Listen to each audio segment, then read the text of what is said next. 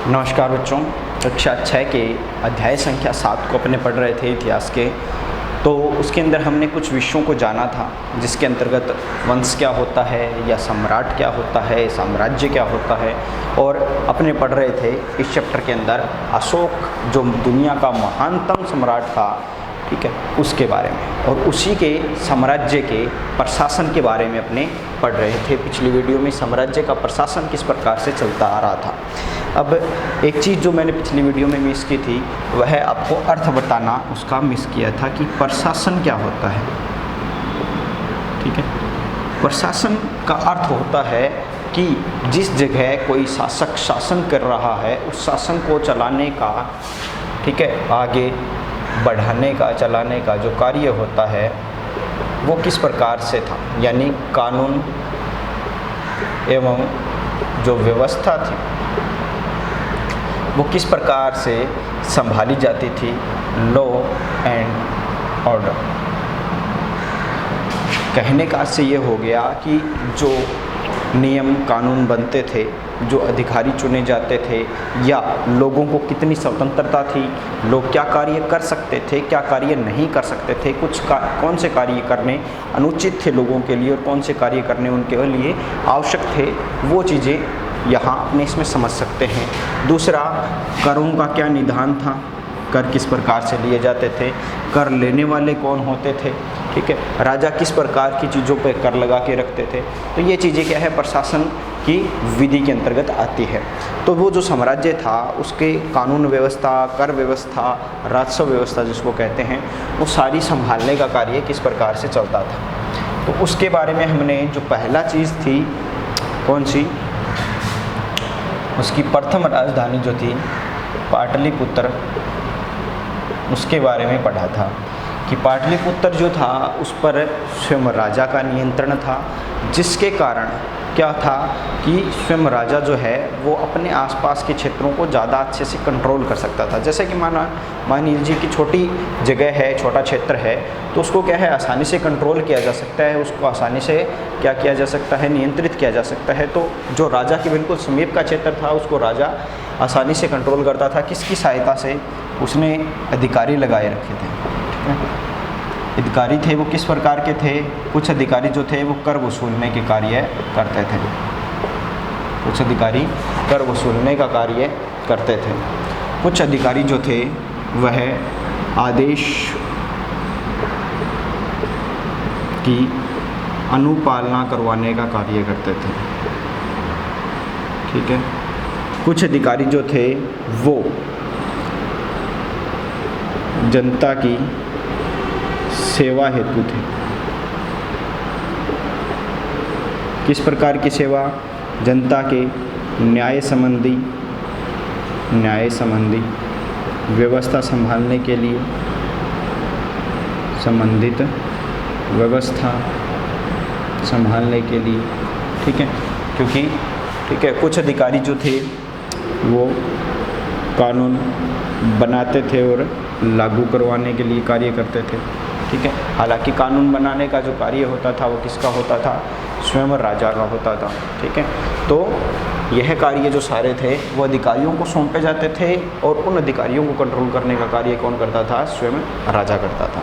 ठीक है, तो अपने क्या है पाटलिपुत्र के बारे में पढ़ लिया था कि शहर जो गाँव वगैरह थे उनका कर अधिकारी वसूल करते थे और व्यापारी लोगों से, शिल्पकारों से, किसानों से, यानी कर देने वाले लोग कौन कौन थे, किसान, पशुपालक, ठीक है, व्यापारी, शिल्पकार।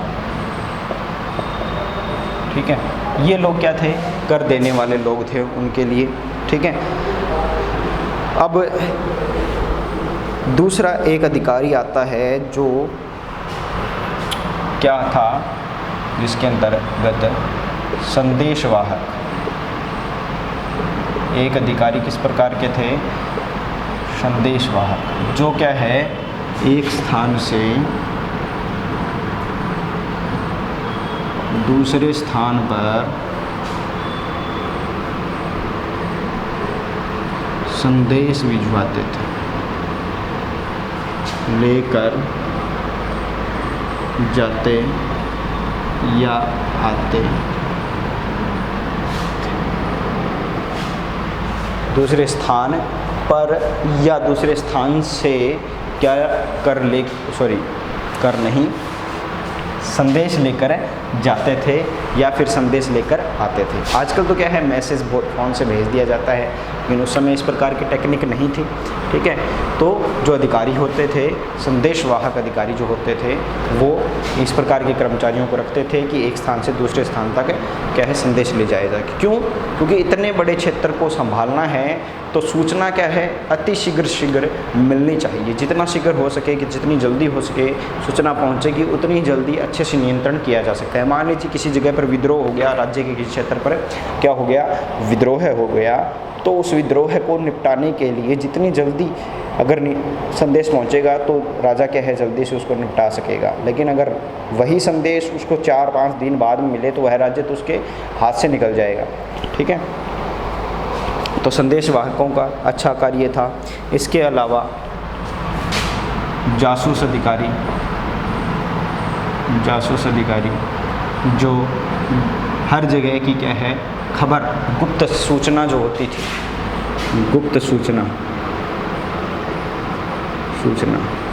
साम्राज्य की हर जगह की क्या है, गुप्त सूचना होती थी, वो किसको पहुंचाते थे, स्वयं राजा को पहुंचाते थे। ठीक है, क्योंकि सिर्फ सूचना पहुंचना आवश्यक नहीं है, जो गुप्त सूचनाएं होती हैं, जो अंदर की बातें होती हैं इधर उधर की, ठीक है, कौन राजा के बारे में कैसा सोच रहा है, कौन सा अधिकारी राजा के प्रति किस तरह व्यवहार है, या कौन सा अधिकारी बेईमान है, ये सारी सूचनाएँ क्या है, पहुँचनी राजा के लिए आवश्यक थी। तो इस प्रकार के अधिकारी भी थे, जो कौन से थे, जासूस अधिकारी। ठीक है, यानी अपने बात किसकी कर रहे थे, प्रशासन की। ठीक है, सिर्फ पाटलिपुत्र का नहीं, उज्जैन का भी, और कौन सा तीसरा था, तक्षशिला। इन सभी जगह के लिए, तक्षशिला, इन सभी जगह के लिए क्या है, कुछ अधिकारी विशेष होते थे। कर वसूलने के लिए संदेशवाहक के रूप में जासूस अधिकारी भी होते थे। ठीक है, तो ये सारी जगह होते थे। ठीक है, इनके ऊपर क्या होता था, सम्राट होता था, जो राज परिवार एवं वरिष्ठ मंत्रियों की सहायता से सब नियंत्रण रखता था। ठीक है, मौर्य साम्राज्य के भीतर कई छोटे छोटे प्रांत भी थे। इन पर तक्षशिला या उज्जैन जैसी प्रांतीय राजधानियों से शासन किया जाता था। ठीक है, यानी छोटे नगर या प्रांत कह लीजिए या राज्य कह लीजिए, उन पर नियंत्रण किया जाता था। कहाँ से? राजधानियों से। कौन सी? जो 2 उप राजधानियाँ थी, एक तो उज्जैन और दूसरी कौन सी थी, तक्षशिला। ठीक है, तो इनमें यही अधिकारी हुआ करते थे। ठीक है, बस डिफरेंस क्या था कि जो उप राजधानियाँ थी, राजधानियाँ या प्रांत या राज्य जो थे छोटे, उनमें क्या है, राजा स्वयं नियंत्रित नहीं करता था उनको। ठीक है, हालांकि जो इनको नियंत्रित करते थे उनको राजा नियंत्रित करता था, लेकिन डायरेक्ट राजा का राज नहीं था, जैसे पाटलिपुत्र पर था। ठीक है, उनकी जगह क्या कौन होता था, अक्सर जो राजकुमार होते थे। राजकुमार कौन होता है भाई? राजकुमार होता है राजा का पुत्र। जो राजकुमार होते थे वह किसके पद के रूप में, वहाँ पर राज्यपाल, या जिसको अपने क्या कहते हैं, गवर्नर,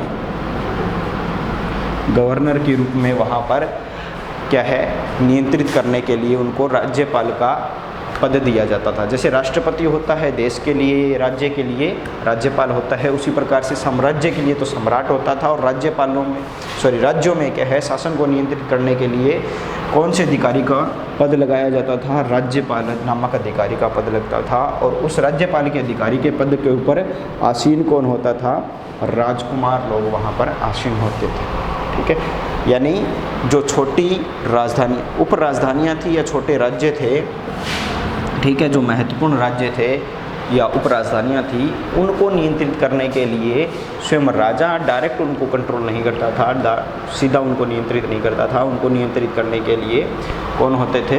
राज्यपाल नियुक्त किए जाते थे, और राज्यपाल कौन होते थे?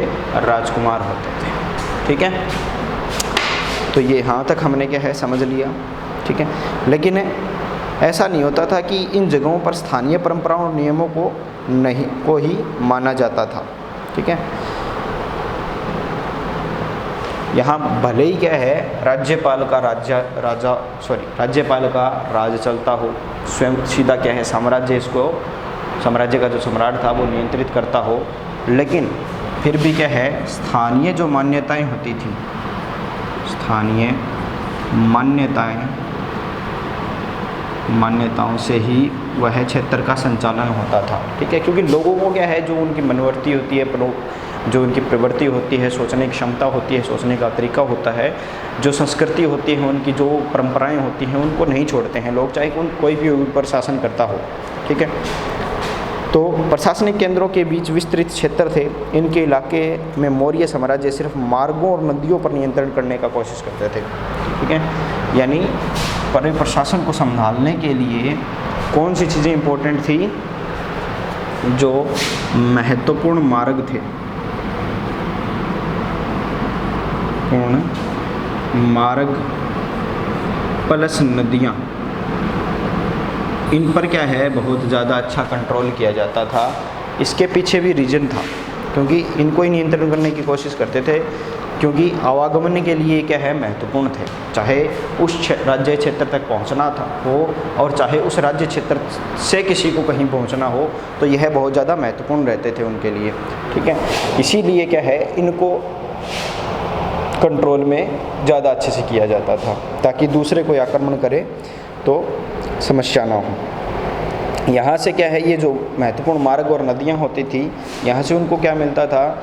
संसाधन, उनको संसाधन मिलता था अलग अलग प्रकार का, प्लस उनको कर मिलता था, प्लस भेंट या उपहार कह लीजिए या फिर नजराना कह लीजिए, ये चीज़ें वहाँ से उनको मिलती थी, वहाँ से उन राजा तक ये चीज़ें पहुँचती थी।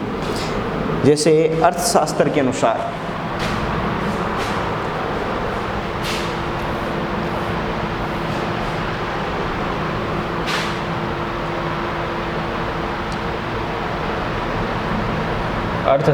अनुसार क्या है कि जो क्षेत्र थे उत्तर पश्चिम जो है वो कंबल के लिए,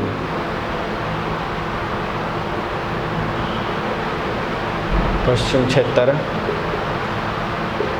कंबल के लिए, ठीक है, या फिर दक्षिण भारत सोने के लिए, दक्षिण भारत जो है वो सोने मतलब नींद लेने नहीं, सोना गोल्ड, ठीक है,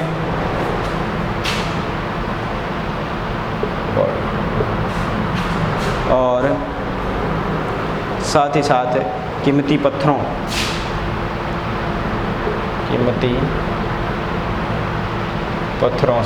के लिए क्या है महत्वपूर्ण था, ठीक है, या प्रसिद्ध था।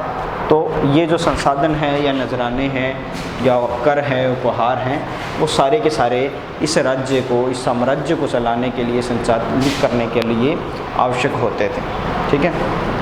तो सबसे पहले क्या है नजराना को समझ लेते हैं अपने, एक शब्द बनाया है आपके लिए, नजराना क्या है।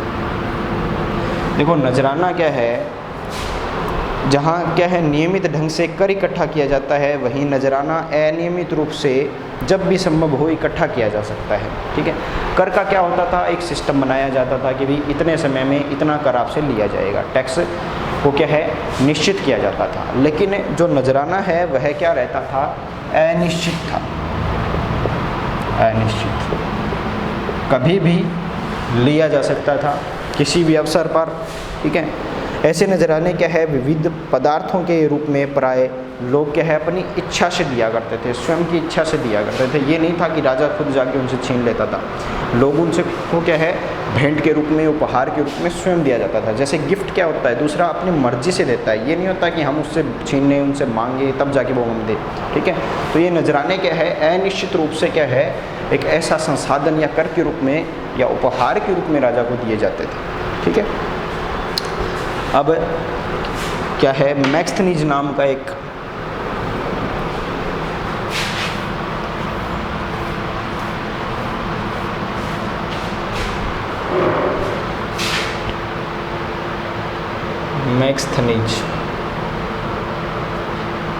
मैक्स्थनीज नाम का एक क्या है दूत आया था, ठीक है, जिसने क्या है यहाँ पर एक पुस्तक लिखी थी इंडिका, ठीक है, जिसने क्या नाम की पुस्तिका लिखी थी, इंडिका नाम की एक पुस्तक लिखी थी और उस पुस्तक में भारत का वर्णन किया था उसने। मैक्स्थनीज जो था वो सेल्यूकस का क्या था दूत था। सेल्यूकस कौन था? सेल्यूकस जो था वो सम्राट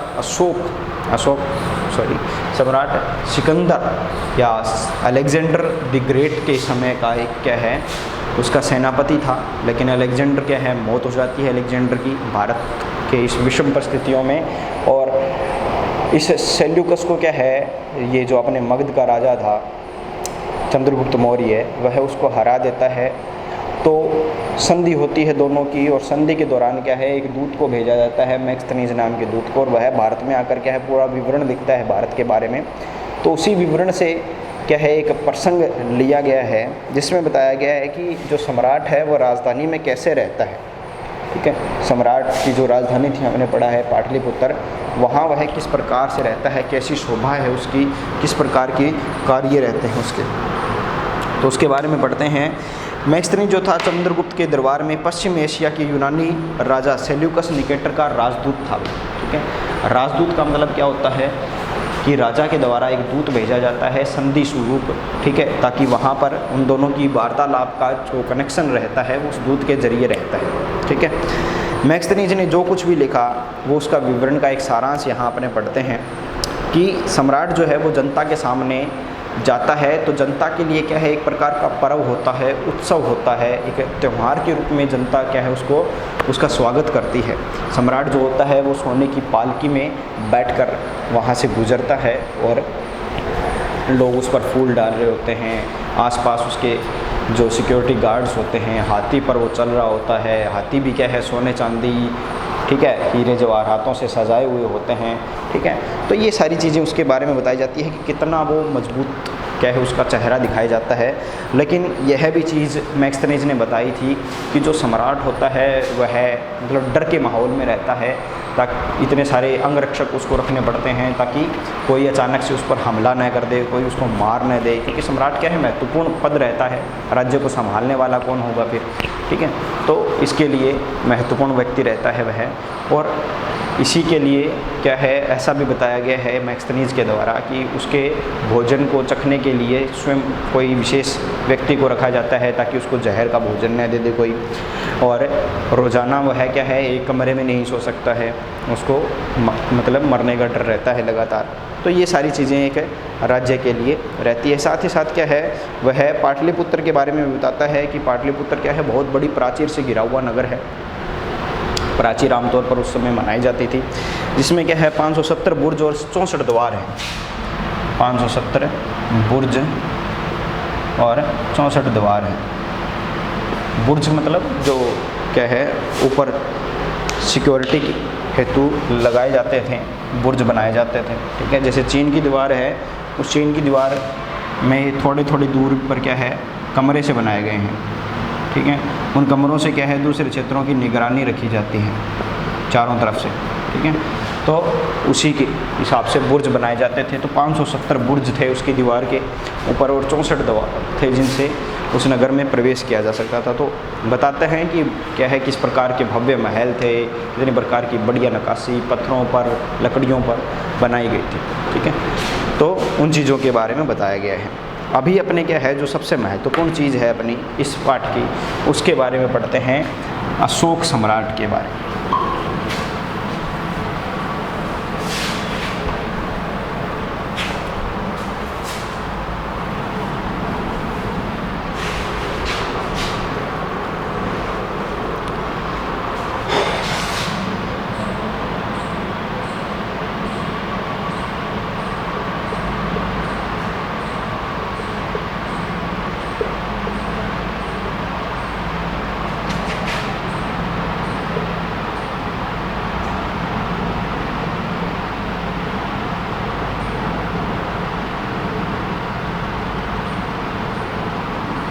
एक अनोखा सम्राट कैसे था भाई वो, उसके बारे में पढ़ते हैं।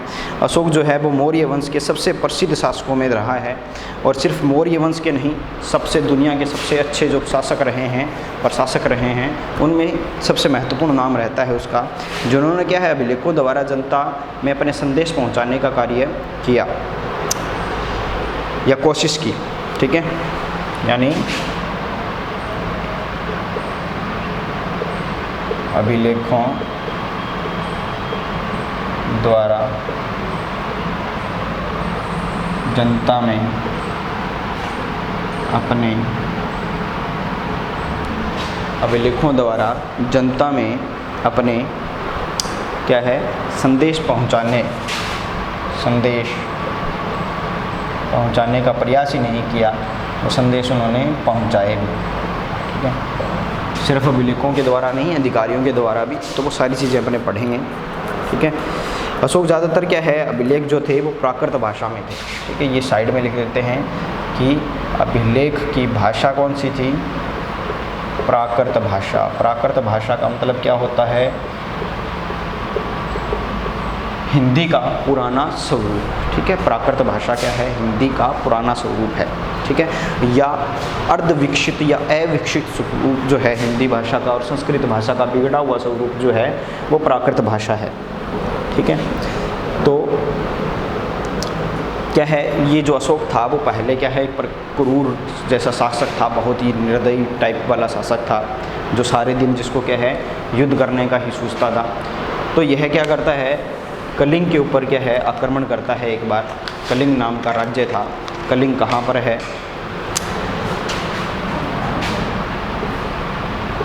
कलिंग जो है वो तटवर्ती उड़ीसा,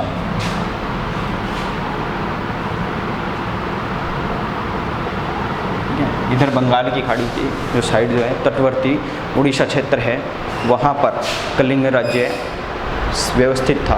और उस कलिंग के ऊपर क्या है सम्राट अशोक आक्रमण करता है। आक्रमण करने के बाद, क्योंकि उसके जीवन का इकलौता सपना था कलिंग को जीतना, क्योंकि मगध के सामने बहुत बड़ा क्या है एक साम्राज्य खड़ा हो रहा था कलिंग, और उसका बचपन का सपना था।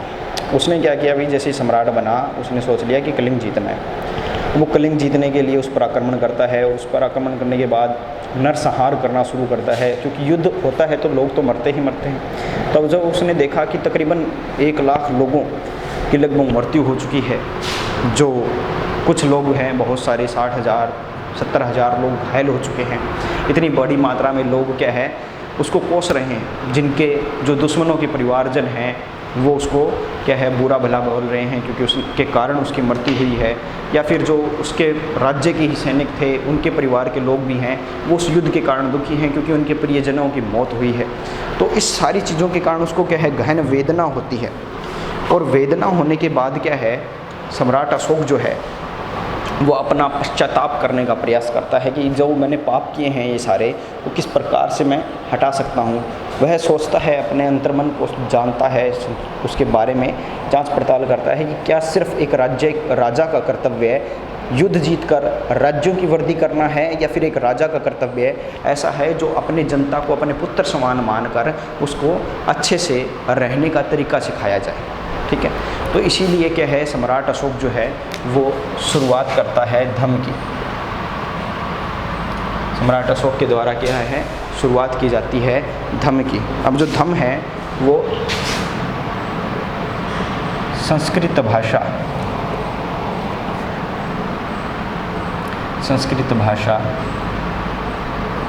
के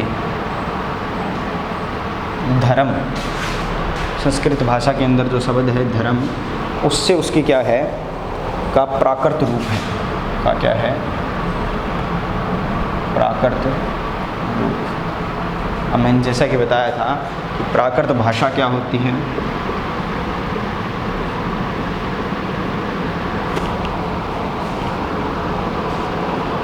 प्राकृत भाषा हिंदी का अर्धविकसित या अविकसित स्वरूप कह लीजिए, या फिर संस्कृत का बिगड़ा हुआ रूप कह लीजिए। ठीक है, यानी संस्कृत भाषा जो क्या है, एक साइंटिफिक लैंग्वेज है, वैज्ञानिक भाषा है, उसका बिगड़ा हुआ रूप है वो प्राकृत भाषा है। या फिर जो हिंदी भाषा है वह भी एक प्रकार की वैज्ञानिक भाषा है, उसका अविकसित स्वरूप है, क्योंकि वह विकसित नहीं हुई थी प्राकृत भाषा। आमतौर पर लोग जो है वो बोलचाल की भाषा के रूप में उसको परावर्तित करके अपने अनुसार शब्दों का निर्माण करते थे और उसी हिसाब से चलते रहता था वो सिस्टम। ठीक है, तो अभी अपने बात कर रहे थे धम्म के बारे में। धम्म क्या था? धर्म का प्राकृत रूप था। तो क्या वास्तव में धम्म कोई धर्म था जो सम्राट अशोक ने लोगों के लिए शुरू किया था, या ऐसा कुछ बनाया था उसने जिसके कारण लोग उसकी पूजा करें? धम्म का मतलब यहाँ पर धर्म शब्द से जरूर लिया गया है, लेकिन धम्म का अर्थ धर्म नहीं होगा। इसके अलावा उसने क्या है, धम्म का जो अर्थ बताया था वो इस प्रकार से बताया था कि धम्म जो है वो धर्म शब्द से बना है, और धर्म जो मनुष्य का जो कल्याणकारी धर्म है, मानवता के प्रति जो धर्म है, वही धर्म क्या है, वास्तविक धर्म है।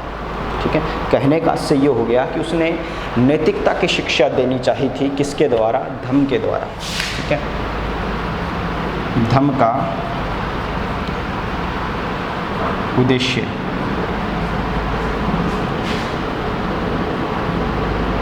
नैतिकता की शिक्षा, नैतिकता की शिक्षा देने का जो उद्देश्य था वह धम्म के द्वारा शुरुआत की गई थी, अशोक के द्वारा। ठीक है, क्या है, वह जब धर्म पालन करवाने के लिए कार्य करता है तब वह बताता है कि मेरे को जब वो मैंने कलिंग का युद्ध किया था उसके कारण बहुत ज़्यादा सर्वनाश हुआ है, लोग मरे हैं, तो मैं उसके लिए पश्चाताप कर देता हूँ, क्योंकि युद्ध के द्वारा क्या है, लोग अपने प्रियजनों को खो देते हैं और बेनी वजह से वो सारे प्रियजन जो हैं वो खोए जा चुके हैं लोगों के। इसी के कारण क्या है, मैं धम्म की शुरुआत करता हूँ, जो लोगों को क्या है, नैतिकता की शिक्षा देना शुरू किया जाएगा जिसके द्वारा। तो मैं मानता हूँ कि धम्म के माध्यम से लोगों का दिल जीतना बलपूर्वक विजय पाने से ज़्यादा अच्छा है। यानी यह अशोक की स्टेटमेंट थी, अपने किसी अभिलेख के द्वारा उसने लिखवाया था कि युद्ध के द्वारा किसी राज्य या किसी क्षेत्र को जीतने से अच्छा है धम्म की सहायता से लोगों के दिल को जीतना। ठीक है, क्योंकि आप किसी क्षेत्र को विजयपूर्वक कर लेते हो, उसको जीत लेते हो बलपूर्वक। ठीक है, लेकिन क्या आप उनके जो उस क्षेत्र के लोग थे उनके दिलों को जीत सकते हो, या फिर उनके मन को जीत सकते हो, उनके मन में अपना आदर मनवा सकते हो? मन में उनके आदर तभी आ सकता है जब आप क्या है, उनको प्रेम पूर्वक जीतते हो, उनको क्या है, आदर पूर्वक उनका सम्मान करके उनके मन को, दिल को जीतते हो। ठीक है, तो क्या है, यह अभिलेख भविष्य के लिए एक संदेश के रूप में उत्कीर्ण कर रहा हूँ कि मेरे बाद मेरे बेटे और पोते भी युद्ध न करें। ठीक है, जो अशोक ने किया वह क्या है, आज भी लोगों के लिए एक शिक्षा बना हुआ है कि धम्म के द्वारा हमें पता चलता है, या अशोक के इस अभिलेख के द्वारा पता चलता है कि किसी भी समस्या का हल युद्ध नहीं हो सकता। हालांकि युद्ध भी आवश्यक होते हैं, जब क्या है, आपके जो सम्मान है उसको ठेस पहुंचती है, किसी के साथ बुरा व्यवहार होता है, किसी नारी का तिरस्कार किया जाता है, तो ये कुछ रीजंस होते हैं युद्ध होने के। ठीक है, युद्ध होना स्वाभाविक हो जाता है, लेकिन अगर हम युद्ध होने की स्थिति ही पैदा न होने दें, उससे पहले ही अगर धम्म जैसी नैतिकता की शिक्षा देने वाले विषयों को, अपने ज्ञान का बोध करवाएं लोगों को, तो क्या होगा, तो हमको क्या है, युद्ध से हम सबके सब बच जाएंगे। और जो युद्ध के कारण महाविनाश होता है, इतने परिवारजन या प्रियजन उनके दुखी होते हैं, लोग मर जाते हैं, अपने प्राण उनको छोड़कर जाने पड़ते हैं। ठीक है, लोग क्या है, जो बुरी चीज़ों को देखते हैं, बुराई को सीखते हैं युद्ध के कारण, वो चीज़ें अपने छोड़ सकते हैं। तो धम्म क्या है, नैतिकता की शिक्षा देने वाला था, जो सम्राट अशोक ने शुरू करवाया अपने पश्चाताप के लिए और लोगों की भलाई के लिए। ठीक है, तो यहाँ इसको समझ लेना चाहिए कि सिर्फ अपने पश्चाताप को करने के लिए नहीं, लोगों की भलाई को करने के लिए सम्राट अशोक ने ऐसा किया। धन्यवाद।